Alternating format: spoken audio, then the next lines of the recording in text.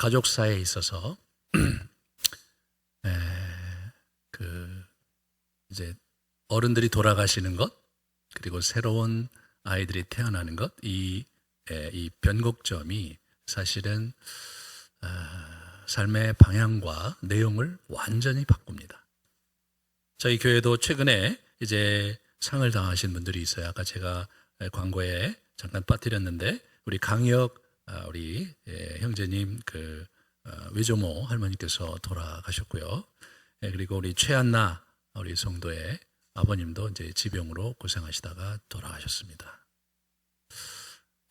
이런 일을 이제 우리가 겪게 되면 슬픔과 아픔을 넘어서서, 야, 이거 이제 어떻게 되는 걸까?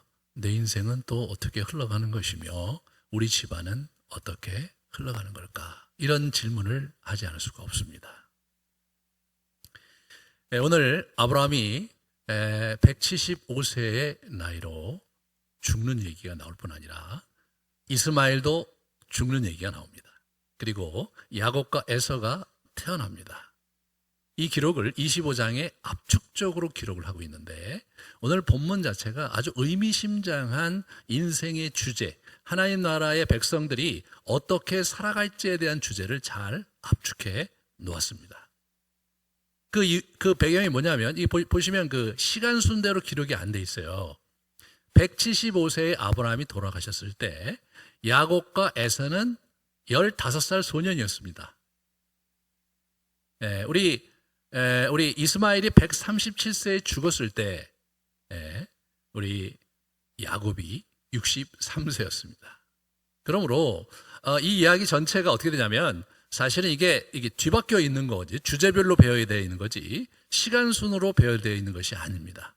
우리가 언뜻 보기에 아브라함이 죽고 그 아들 이스마엘이 죽고 그 다음에 이제 자손, 우리 이삭의 자손이 태어나고 순차적으로 기록되어 있는 듯하지만, 사실은 시간 좌표를 완전히 벗어나서 이것을 하나의 주제로 여기 기록되어 있는 것을 보게 됩니다.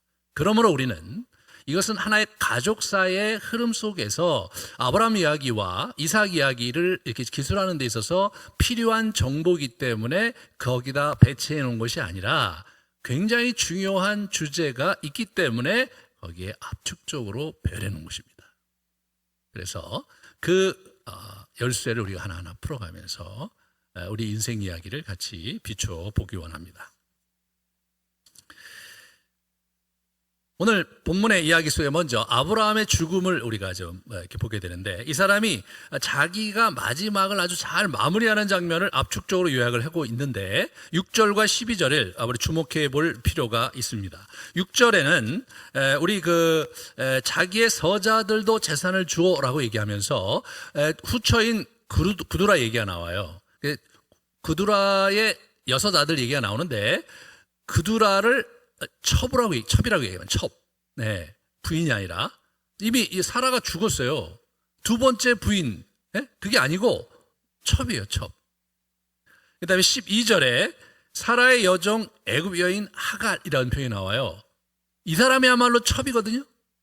근데 이 사람을 첩으로 치지도 않아요. 이 사람은 사라의 종 애굽 여인 하갈입니다. 이것이 이제 하나님께서 그들을 보시는 관점인 거죠. 우리가 우리의 인생을 어떻게 생각하고, 우리가 하나님 앞에 또 어떻게 살고, 뭐 이런 여러 가지 여정 속에 자기가 생각하는 거 있고, 내가 이런 사람이라고 생각할 수 있지만, 그러나 실제로 우리 인생을 규정하시는 분은 하나님이십니다.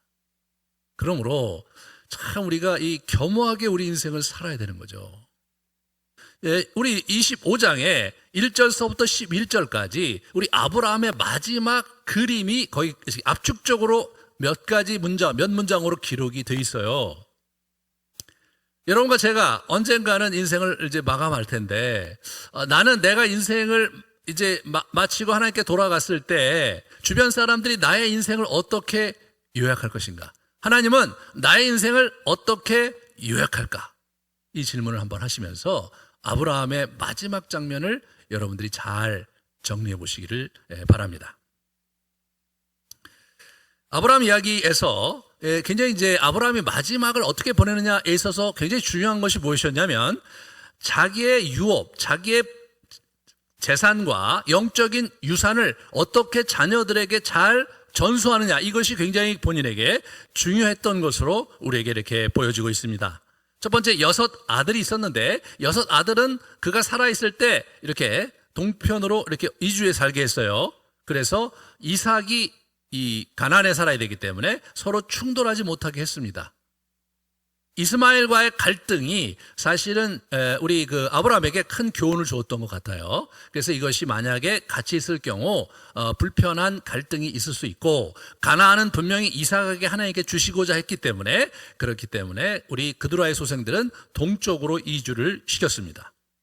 그런데 그 이주를 시키기 전에 5절에 보시면 아브라함이 이삭에게 자기의 모든 소유를 주었다라고 얘기하면서 이삭에게 자기의 그 재산을 나눴는데 모든 소유를 준 거예요. 근데 실제로 그 다음 절에 보면 서자들에게도 재물을 주었다 이렇게 나오는데, 그 재물은 원어로 보면 선물로 돼 있어요. 영어로 보면 기프트로 돼 있고, 그러니까 선물을 준 것이지 분깃을 준 것이 아니었다. 이것은 아브라함 가문의 철학이 담겨 있는 재산 분배였습니다.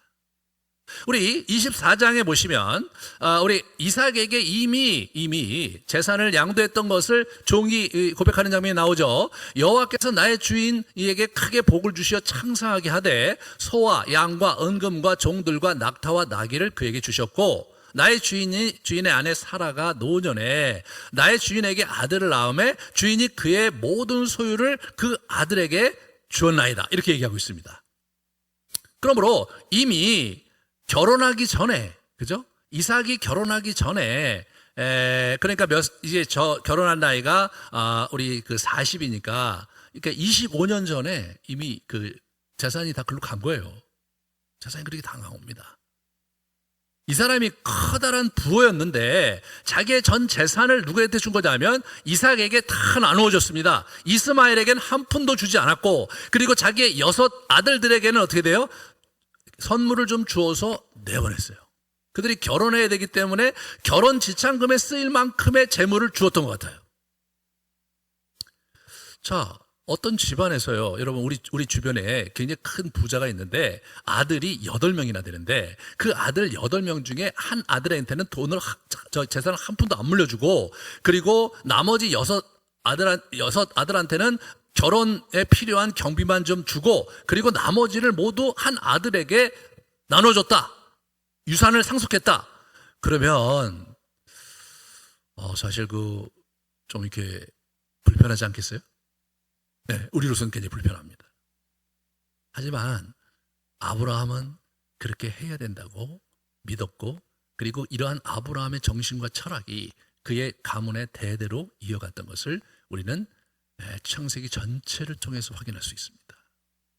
이것은 성경에서 하나님 나라를 사는 그런 사람들의 인생에서 가장 중요한 것이 무엇인지를 보여주는, 하나님 나라 유업이 가장 중요하고 그것을 위해서 내 인생 전체를 드렸듯이 이 유업을 이을 자에게 나의 모든 것을 주어야 된다는 이 굉장히 중요한 철학과 정신이 담겨 있는 상속이었습니다. 이러한 상속 정신은 서구 문화에 남아 있어요. 여러분 이제 그 서구에 보면 자기의 재산이 많으면 그 재산을 가끔 여러분들 들을 텐데 메인 포션을 자기 자녀에게 주는 것이 아니라 기부를 하는 걸 보게 돼요. 그죠? 기부를 합니다. 여러 연구단체 또는 대학 또는 가난한 사람을 위한 기금을 위해서 자기가 기부를 합니다. 거기에 뭐예요? 자기 인생의 정신과 가치가 담겨 있는 거죠. 그러므로 그리스도인 된 여러분과 저는 우리 인생을 사는 데 있어서 나의 존재 가치가 무엇이냐, 내가 하나님 나라에서 무엇을 하고 나의 유업이 무엇이며 무엇을 하고 살다가 하나님 앞에 어떻게 가야 되느냐, 이런 부분들을 정말로 잘 가슴에 다지면서 살아가야 되겠습니다. 그 다음에 이야기가 누구로 넘어오냐면 이스마엘로 넘어옵니다. 여러분 이스마엘 이야기가 여러분과 저에게 참 상당히 의미심장하게 이제 다가와야 되는데, 왜냐하면 이스마엘 얘기가 여기 이제 21장에 이제 쫓겨난 이스마엘 얘기가 여기 압축적으로 기술이 되어 있는데, 실제로 이 이스마엘 이야기를 가만히 연구하고 이렇게 묵상하다 보면 부모가 자식에게 무엇을 해야 될지에 대한 굉장히 중요한 가이드라인, 하나님은 또 어떻게 하시는지에 대한 굉장히 중요한 원리가 담겨 있습니다. 우리가 하나님은 우리 이 창세기에 있는 가문들의 가족 사이에 있어서 창세기에 나타나는 그 재미난 하나의 원리가 있는데, 먼저 하나님이 그 아이와 그 사람에 대한 밑그림을 갖고 계세요. 그리고 그 밑그림 위에 부모가 그리는 색깔이 있고, 자기가 하나님 앞에 사는 그런 삶의 여정이 겹쳐지면서 자신의 운명이 결정이 됩니다. 우선 우리 이스마엘의 밑그림은 무엇이었는가? 그 16장에 저렇게 표현되어 있죠. 우리 도망가는 하갈에게 얘기하죠. 네가 임신하였은즉 아들을 낳으리니 그 이름을 이스마엘이라 하라. 하나님이 들으신다, 그런 뜻입니다. 이 친구가 이제 하갈이 임신하고 나서 자기 주인 저기 우리 사라를 막 멸시하니까 사라가 힘들어서 그를 아주 헛되게 대하니까 내보냈어요. 도망간 겁니다. 그가 사람 중에 들나귀 같이 되리니 그의 손이 모든 사람을 치겠고 모든 사람의 손이 그를 칠지며 그가 모든 형제와 대항해서 살리라. 이런 얘기를 하나님께서 들려주신 거예요. 가만히 보세요. 좋은 것 같진 않죠? 뭔가 하나님의 마음이 불편하신 흔적이 역력합니다.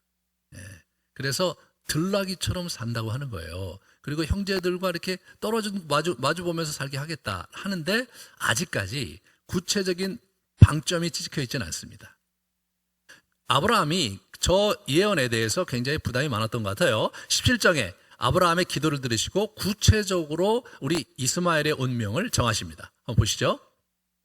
이스마엘에 대하여는 내가 네 말을 들었나니, 기도한 거죠. 내가 그에게 복을 주어 그를 매우 크게 생육하고 번성하게 하리라.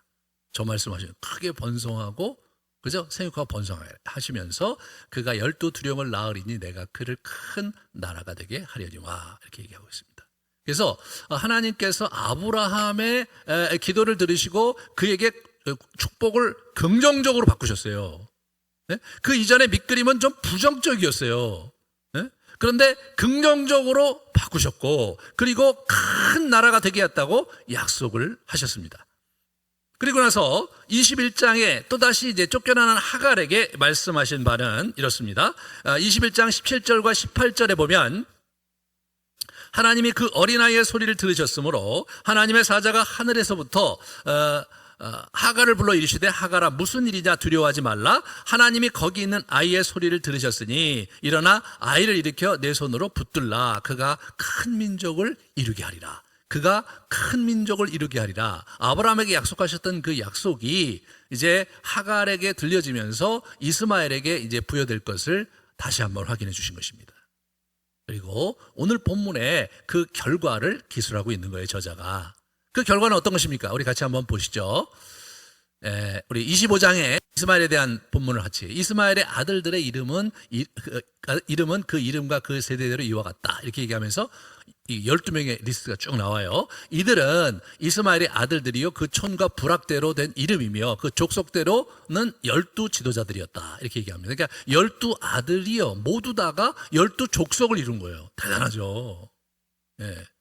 여러분, 한 아들이 번성해서 족속을 이루는 것도 대단한 건데 12아들이 번성해서 12아들이 다 한 족속을 이루고 한 군락을 이루고 사는 거예요. 저 사람 이름 하나하나가 고대의 그런 하나의 족속 이름으로 남아있거든요. 큰 나라를 이루고 축복을 허락하셨습니다. 하지만 재미있는 것은 하나님 나라의 분깃이 나오질 않아요. 안 나옵니다. 이 부분을 우리는 그럼 하나님이 그를 버리셨으니까 그렇게 된 거 아니야, 이렇게 생각하실 수 있을지 모르겠어요. 근데 그두라의 소생 얘기를 들으면 약간 좀 다릅니다. 이 그두라 얘기가 이제 나중에 나오는데 그 자녀들 가운데 미디안이 있어요. 미디안. 미디안은 누군지 여러분 기억하세요? 모세가 미디안 광야에 가서 만난 사람이 미디안 제사장입니다. 그는 아브라함의 그두라를 통해서 낳은 소생의 후손인데 그냥 하나님을 섬기는 게 아니라 제사장이 돼 있어요.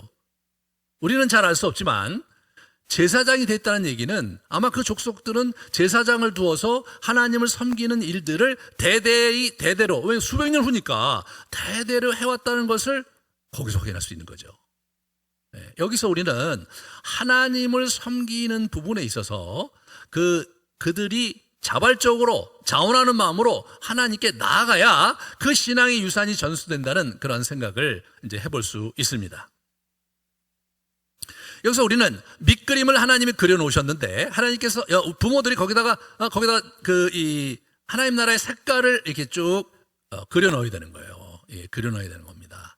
그리고 이 친구들이 뭐예요? 이제 장성해서 자기가 하나님 나라의 그러한 하나의 자녀로서 살아갈 수 있도록 우리가 도와주는 건데 그때 본인 자신이 이제 하나님 앞에 결단하고 나아가야 될 책임이 이제 그때부터는 본인에게 있는 거죠. 우리가 이제 자녀들에 대한 교육을 우리가 열심히 하는데 근데 문제는 뭐냐면 우리가 열심히 한다고 또 자녀들이 우리가 원하는 대로 크지 않는 것도 사실이거든요. 네. 부모로서는 최선을 다해서 우리가 그를 신앙으로 키우고 그렇게 이제 하려고 하지만 그러나 장성하면 그 사람이 하나님 앞에 서야 되는 것도 맞거든요.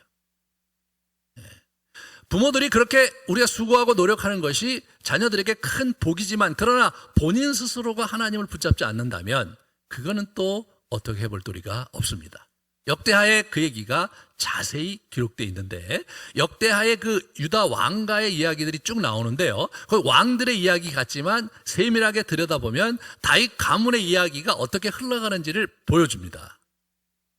아하스라는 아주 나쁜 아주 그냥 그 가슴이 다 그냥 마음은 다 시커먼 그래서 하나님을 섬기지 않고 하나님의 이 성전을 문을 닫아버린 사람이 있었어요. 그 아버지가 아몬이었는데 정말로 훌륭하게 하나님을 섬겼다고 나오거든요. 그 할아버지는 우시아인데 우시아도 하나님을 열심히 섬겼거든요.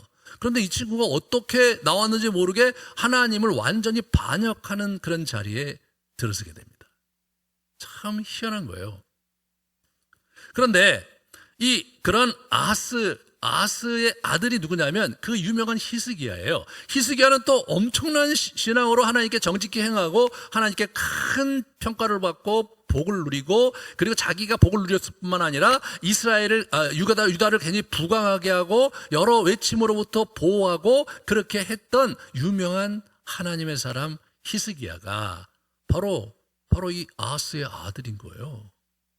그런데 이 히스기야의 아들이 누구냐면 참 그 어처구니 없게도 므낫세입니다. 여러분 성경을 읽어보시면 알겠지만 므낫세는 55년 동안 패역질을 해서 하나님을 거역하고 신전에다가 막 성전에다가 이상한 우상을 갖다가 만들어 놓고 이런 성신을 섬기고 뭐 그렇게 함으로써 열왕기서에 보면 어떻게 나오냐면 므낫세의 죄가 극심해서 결국 유다가 망하게 됐다고 에레미야 선지자가 평가할 정도로 무시무시한 친구입니다. 아비하고는 상관이 없는 거죠.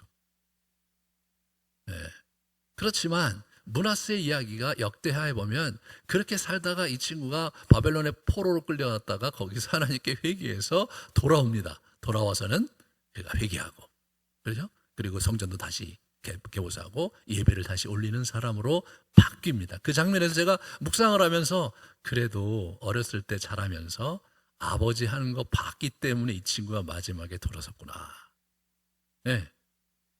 그런 부분에서 우리가 우리 자녀에게 주권을 갖고 있지 않고 자녀는 하나님이 키우시는 것이고 하나님 앞에서 그 자녀가 결단하고 나아가야 될 책임이 있는 거다. 그 부분을 여러분이 잘 붙드시고 기도로서 우리가 키워가야 되겠습니다. 아브라함은 이제 175세에 죽습니다. 그는 술을 누리고 기운이 당해서 아주 편안하게 죽은 거예요. 사람으로서는 최고의 행복이죠. 창세기 15장 15절을 보시면 너는 장수하다가 평안히 조상에게로 돌아가 장사될 것이요 라고 약속을 하셨는데 그 약속에 따라서 이분이 이제 편안하게 돌아가셨습니다. 그리고 자기가 마련한 막벨라 굴의 장사가 되었어요. 이삭과 이스마엘이 와서 같이 장례를 치렀고, 어쩐 일인지 그들과의 자녀들은 그 리스트에 안 나와요. 그것도 좀 저희가 다 이해할 수 없는 부분이죠. 이삭이 75세였고요. 이스마엘은 88세였습니다. 이삭은 180살까지 살고 이스마엘은 137세까지 살았어요. 이삭은 그 이후로도 100여 년을 더 살았고요. 이스마엘은 50여 년을 더 살았습니다. 그때 자기의 손자인 그 야곱과 에사가 15이었습니다. 참 이 사람 복받은 인생을 살고, 그리고 노년에 자신의 삶을 충분히 향유하다가 죽은 아주 복받은 사람입니다. 그런데 이분이 돌아가시면서 굉장히 중요한 두 가지 포인트를 그 자녀들에게 정신적 유산으로, 영적 유산으로 남겨주고 있는 것이죠. 첫 번째 뭐냐면, 이 가문은 하나님 나라 유업을 전수하고 하나님 나라 유업을 일구는 가문이다. 그 부분을 분명하게 보여주고 하나님의 언약의 자손인 이삭에게 그 바톤을 넘겨준다. 그 얘기를 분명히 하고 계십니다. 또한 하나님께서 이 땅을 우리 후손들에게 주셨다. 그러므로 막벨라 굴을 사서 그래서 거기를 고향으로 삼았습니다. 이 유목민들은 워낙 선산인 하란에, 이 사람들 하란에 선산이 있었어요. 그럼 이 사람들이 유목민이니까 돌아다니다가 이제 그 사람이 죽으면, 가족이 죽으면 가매장을 했다가 일정한 시간이 지나서 그 유고를 취해서 사실은 선산에 가져가는 것이 그들의 풍습이었는데, 아브라함이 만약에 이 땅을 차지하지 못했다 하더라도 장지를 마련하지 못했더라면, 그러면 우리 이삭은 어느 날 나를 잡아갖고 아버지 그 아브라함과 어머니 사라의 유고를 가지고 하란으로 가야 될 판이었습니다. 아브라함은 지금 비록 우리 손에 잡히지는 않는다 할지라도 분명히 이 땅을 나와 내 후손에게 주시겠다고 약속하였으므로 너희들 여기가 우리 고향이다. 못을 박았죠. 그 죽음을 목도한 야곱이 그의 아들 요셉 때문에 애굽에 내려갔는데, 여러분, 애굽의 장례 문화가 지난 수천 년 역사의 인류에서 가장 대단한 장례 문화를 갖고 있는 그 애굽에서 자기 아들 요셉이 2인자예요. 화려한 장례식이 준비되어 있었을 텐데 그 모든 것을 내려놓고 자기는 막벨라 굴에 묻히겠다. 요셉을 앉혀놓고 2번이나 약속을 받고, 그래서 막벨라 굴에 묻히는 이야기는 이 그림에서 할아버지의 죽음을 목도하고 있었던 야곱의 가슴에 막벨라 굴이 갖고 있는 의미가 무엇인지가 분명히 아로새겨져 있기 때문인 것을 우리가 엿볼 수가 있습니다. 그러므로 여러분과 제가 이 땅을 살면서, 그리스도인으로 살면서 우리 가문이 이 신앙의 유산을 우리가 어떻게 하나님 앞에 받은 사명을 잘 하나님께 올려드릴 뿐 아니라 그 유산이 우리 자손에게 어떻게 잘 전수되어 내려갈지에 대한 분명한 정신과 철학을 가지고 신앙생활을 해야 되겠다. 그래서 그냥 자녀들이 잘 살면 되고, 그리고 건강하게 살면 된다. 나는 나대로 신앙생활하고 자녀들은 자녀들에 또 가는 거니까, 이렇게 허투루 생각하시면은 사실은 큰 축복의 고리를 놓치는 것이다. 그 말씀을 드리겠습니다.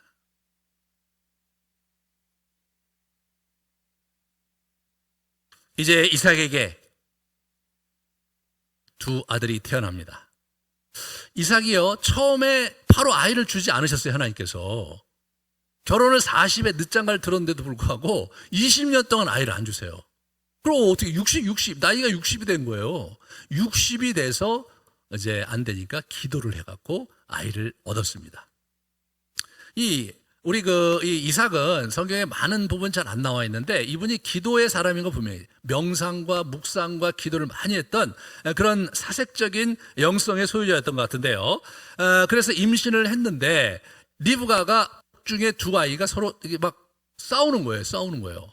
아마 본인 스스로 두 아이인지를 알아차리지 못할 수도 있죠. 그렇지 않습니까? 우리 보통 쌍태를 가지면 쌍태인지 몰라요. 제 동생이 쌍태였는데 병원에 가서 알았거든요. 병원에 잘 모릅니다. 그러니까 여기서 이 리브가가 여기서 아이가 서로가 이제 아이가 왔다 갔다 하고 힘들게 하니까 그것 때문에 걱정이 돼서 기도를 했는데 내 복중에 두 나라가 있다, 이렇게 얘기하면서 쌍둥이 얘기를 이제 하시는 겁니다. 여기서 우리는 이 이삭에게 애물단지가 태어나게 되는데요. 하나님께서 이 두 아들에 대한 밑그림을 기가 막히게 그려놓으셨습니다. 우리 그 23절을 같이 볼까요? 23절을 우리 25장 23절을 보시면 두 국민이 내 태중에 있구나. 두 민족이 내 복중에서부터 나누리라. 이 족속이 저 족속보다 강하겠고 큰 자는 어린 자를 섬기리라. 이렇게 말씀하신 거죠. 그러니까 이제 가만히 보면 어떻게 돼요? 중립적입니다. 자주한 큰 애가 있고 작은 애가 있는데 큰 애가 작은 애를 섬기게 될 것이다. 그리고 둘은 커다란 민족이 될 것이다. 그렇게 약속을 해 주셨습니다. 그런데 이제 역사가 쭉 흘러가고 나서 말라기, 구약의 마지막 선지자가 말라기입니다. 이 말라기의 아주 그 핍절한 유대인들 사회에 말라기 선지자가 하는 말이 아주 인상 깊게 이 이야기가 이제 들려지고 있습니다. 말라기서 1장 2절과 3절을 보시면 여호와께서 이르시되 내가 너희를 사랑하였노라 하나 너희는 이르기를 주께서 어떻게 우리를 사랑하셨나이까? 이렇게 묻는 거예요. 사실 그 굉장히 어려웠거든요, 이 사는 게. 여호와께서 뭐라고 그러시냐면 에서는 야곱의 형이 아니냐, 그러나 내가 야곱을 사랑하였고 에서는 미워하였으니 그의 산들을 황폐하게 하였고 그의 산업을 광야의 이리들에게 넘겼느니라, 이렇게 얘기하는 거예요. 그러니까 여러분, 에서를 미워했다고 하니까 야, 이거 하나님 뭐 편애하시는 거 아니냐, 뭐 그런 얘기를 우리가 할 수가 있는데 잘 보셔야 돼요. 저 미워하다는 단어가 이렇게 두 사람을 사랑하고 미워하다고 할 때 그것은 미워하는 게 아니라 덜 사랑한다, 그런 뜻으로 번역이 되는데 저걸 이제 미워하다로 번역을 했기 때문에 우리 저 어디 나오냐면 31장에 보면 우리 야곱이 라헬을 사랑하고 우리 누굽니까? 우리 레아를 덜 사랑을 주지 않았다, 이런 표현이 나와요. 같은 단어예요. 예? 같은 단어야. 그래서 뭐 미워한다는 표현은 우리가 원수로 생각하고 막 저주하고 이렇게 생각하시면 안 돼요. 실제로 신명기에 보시면 제 해석이 맞다는 것을 여러분이 알게 되실 거예요. 자, 신명기에 보시면 공평하신 하나님의 이야기가 나옵니다. 2장에 신명기 2장을 같이 보겠습니다. 네. 너희는 세일에 거주하는 너희 동족 에서의 자손이 사는 지역으로 지나가지 마라.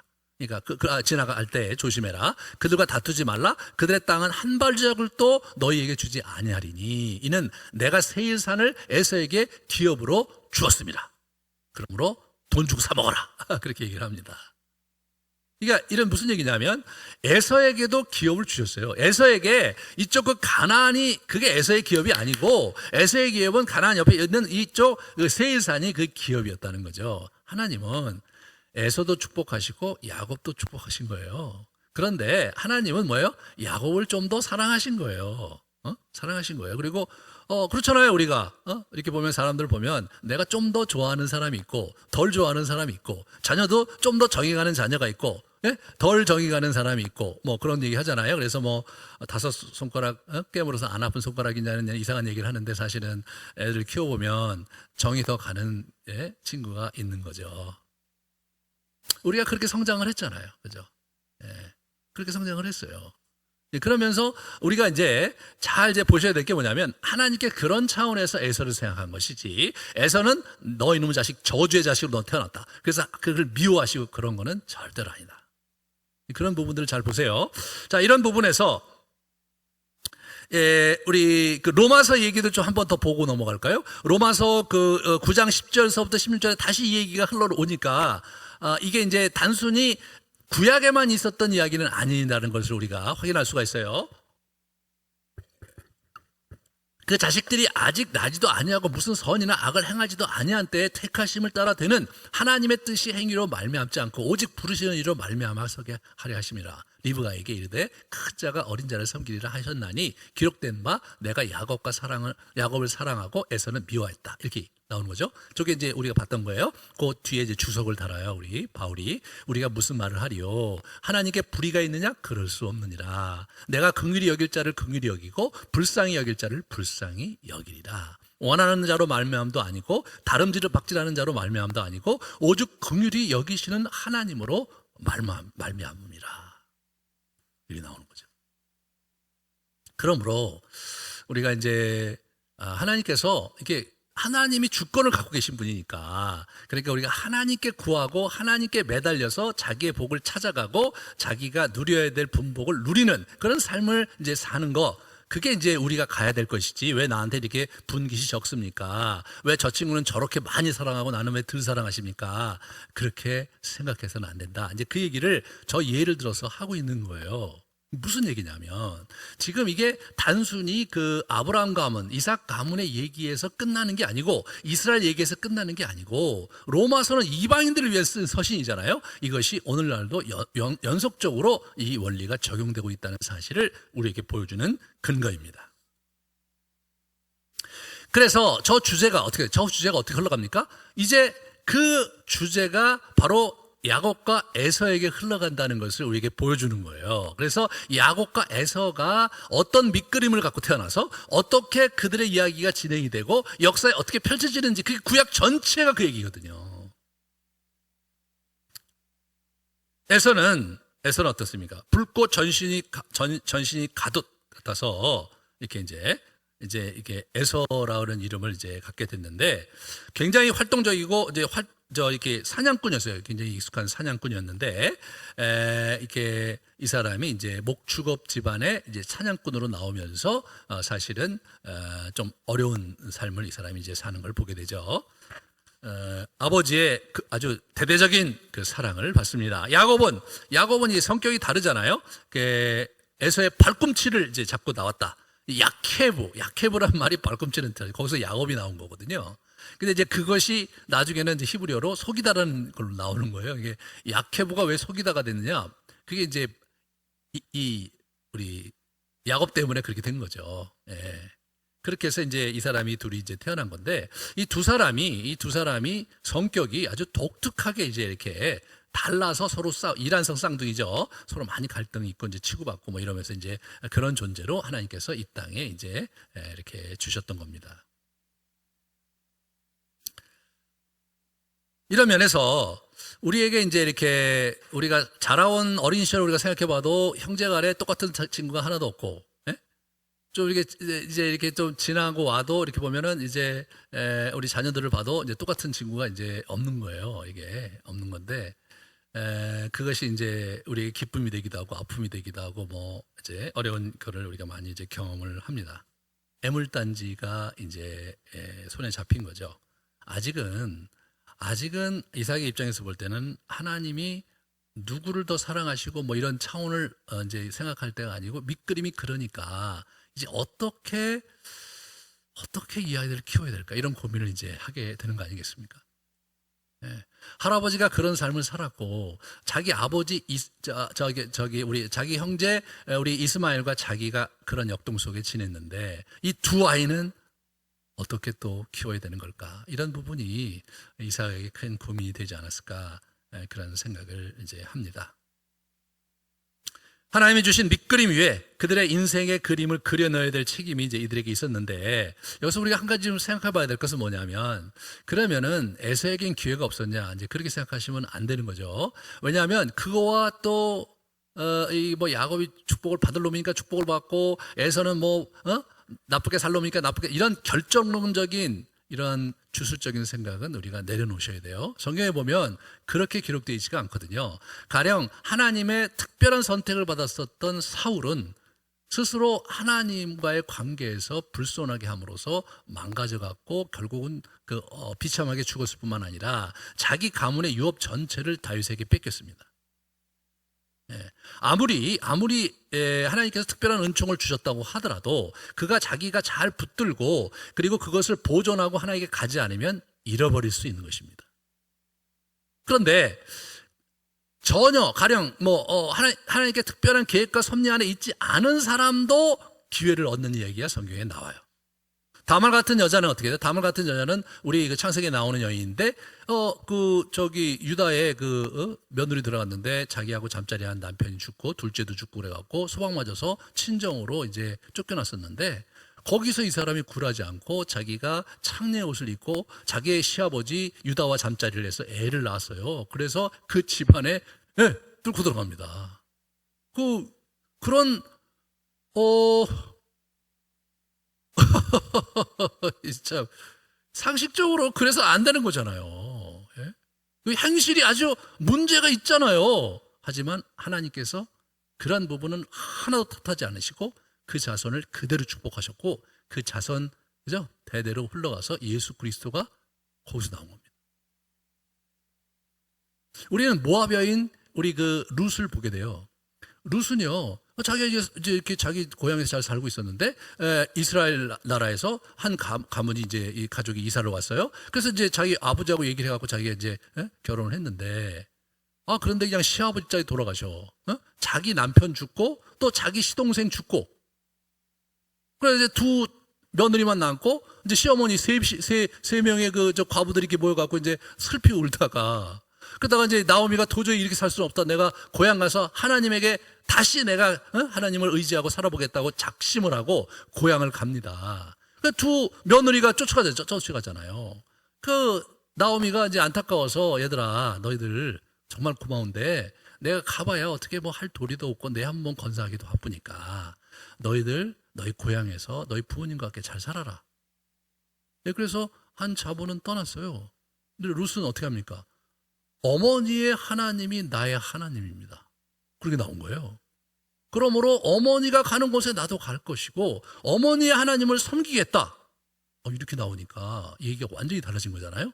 이 사람이 그래서 자기의 시어머니하고 와서 유다 땅에 거하면서 거기서 보아스와 결혼하게 되고 그러면서 축복을 받았는데 그 자손에 다윗이 있었고 그 후손에 예수 그리스도가 있었던 겁니다.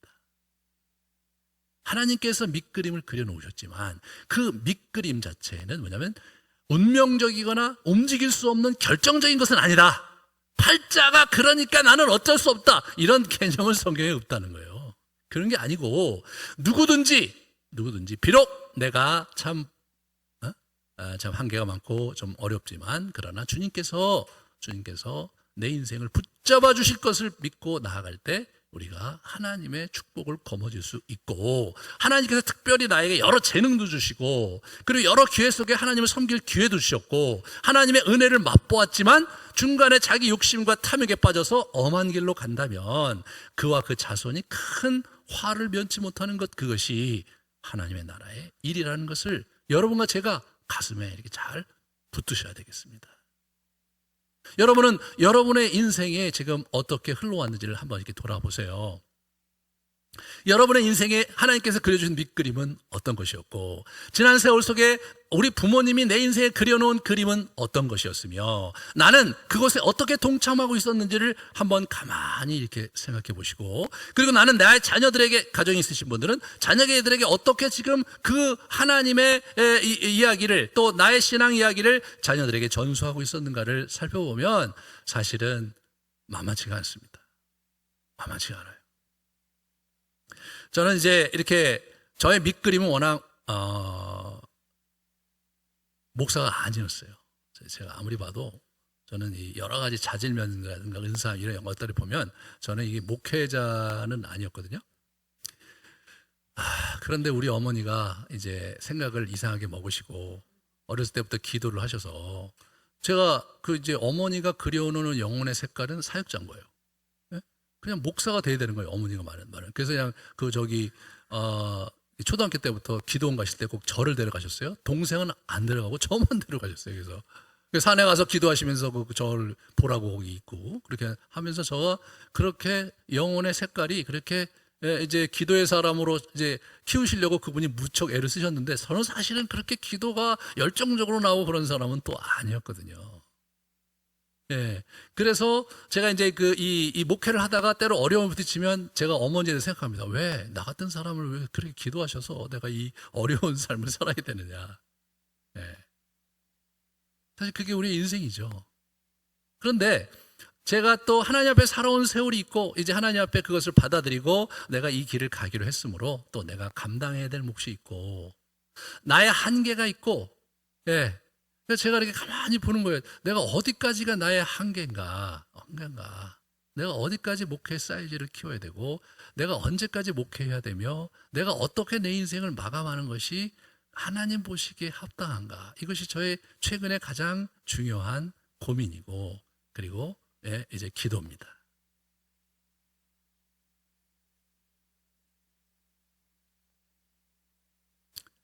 여러분 요새 아이들과 같이 집에 오래 머무시기 많잖아요. 이렇게 같이 많이 이제 시간을 보냅니다. 사실 그들과 함께 있으면서 여러분 많은 생각을 하셔야 돼요. 이제까지 그들에게 내가 어떤 영향을 주었는가? 나는 그들에게 하나님 나라의 색깔을 얼마나 전달해 주었고, 그들에게 하나님 나라의 귀한 진리들을 얼마나 내가 전수해 놓는가? 나는 그들의 신앙생활에 있어서 어떤 역할을 해왔는가? 한번 잘 돌아보시기 바랍니다. 결국 우리가 맨 마지막에 이제 죽음을 맞이하는 순간에 첫 번째로 우선순위가 이제 우리 자녀들과 나의 삶 속에서 또 내 가족사 속에서 내가 어떤 사람으로 기술될 것인가가 제일 첫 번째 대목이잖아요. 그 다음에 내가 사회적으로 내가 무엇을 이루었고 인간적으로 뭘 이루어갔는지가 두 번째 나오겠죠. 그 앞부분에 자녀들과 자기의 가족사에서 자기 배우자와 함께 지냈던 그 몇 줄에 뭐가 적혀져 있을 것인가를 한번 고민해 보신다면 굉장히 진지해질 거라는 생각이 듭니다. 네. 사실 아브라함의 기도 때문에 이스마엘이 사는 거예요. 아니면 그냥 들나귀처럼 살다가 그 민족이고 자식 없이 그냥 쓰러졌을 거예요. 우리 한번 지도를 한번 볼까요? 지도? 여러분, 그 지도를 아까 안 보고 그냥 넘어갔네요. 이게 이스마엘 자손들이 저기 술부터 하윌라까지 간 거잖아요. 그 다음에 이렇게 보세요. 그 다음에 이게 이제 그두라의 후손들이 이렇게 쭉 간 거거든요. 그 다음에 보세요. 그래서 이제 저기 이게 쭉 사는 거예요. 그래서 아랍 사람들이 대부분 이게 이스마엘 사람들이거든요. 그 다음 지도를 보여주세요. 그래서 저쪽에 그러니까 우리 이스라엘 근처에 있는 저쪽에 있는 아랍 사람들은 대부분 이스마엘 후손이고 밑에 사는 사람들은 이제 이스마엘 후손은 아니죠. 저 이스마엘이 저렇게 된 게 누구 기도 때문이야? 아브라함 기도 때문이에요. 그러므로 저와 여러분이 자녀를 위해서 기도해야 돼요. 목사님 저는 기도가 안 돼요. 지금 그럴 때가 아니에요 지금. 그래서 지금 뭡니까? 매일매일 우리가 기도하도록 정오기도 하잖아요. 그래서 이제 하루에 3번 한번 해보자. 그거 초대교회 때 했던 거거든요. 일상 속에서 기도하는 걸 배워가야 돼요. 한국 기독교가 굉장히 잘하는 게 기도였는데 이제는 기도 스타일을 바꿔야 돼요. 앉은 자리에서 2시간, 3시간 산에 가서 2시간, 3시간 기도하고, 제가 저 중고등학교 때 우리 집사님들, 장로님들 다 저 산에 올라가서 기도하고 때 되면 저기 어디입니까? 저기 기도원에 가서 막 금식 기도하고, 제가 지난번에 몇 년 전에 저희 교회 금식 기도하다 굉장히 놀랐는데 금식을 한 적이 한 번도 없는 사람들이 굉장히 많더라고요. 야, 세상에. 성경에 계속 보세요. 금식이 얼마나 나오나. 근데 여러분이 무슨 배짱으로 금식도 한 번 안 하고 하나님의 축복을 받으려고 하고 여러분의 자녀가 잘 된다고 생각하고 있는 거예요 도대체? 말이 안 되는 거예요. 그러니까 이제 그런 부분에서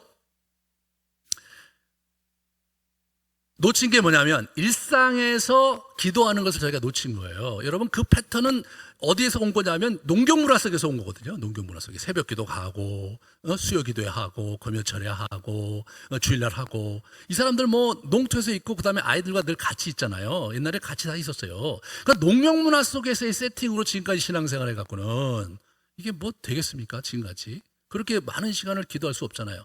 그게 워낙 오리지널 기독교의 전통이냐? 그게 아닌 게 천만 다행이죠. 워낙 초대교회 때는 그렇게 기도하는 게 아니고 조금씩 여러 차례 기도했더라고요. 제가 공부를 해보니까. 믿으세요? 제가 공부를 했어요. 제가 논문까지 썼어요.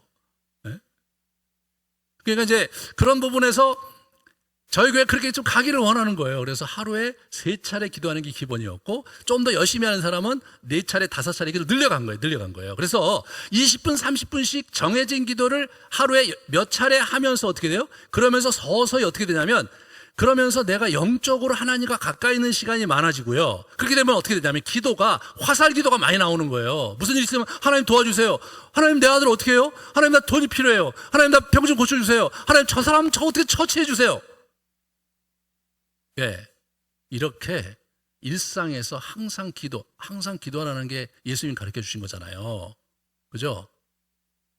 항상 기도하라는 거. 그거 영성을 초대교회 때 그걸 하기 위해서 많은 분들이 굉장히 수고를 많이 했어요. 그래서 1차적으로 하루에 3번, 4번 기도했고, 그리고 더 깊게 기도하는 사람들은 어떻게 되냐면, 광야에 들어가서 그냥, 사막에 들어가서 그냥 수십 년 동안 기도하고 막 그랬어요.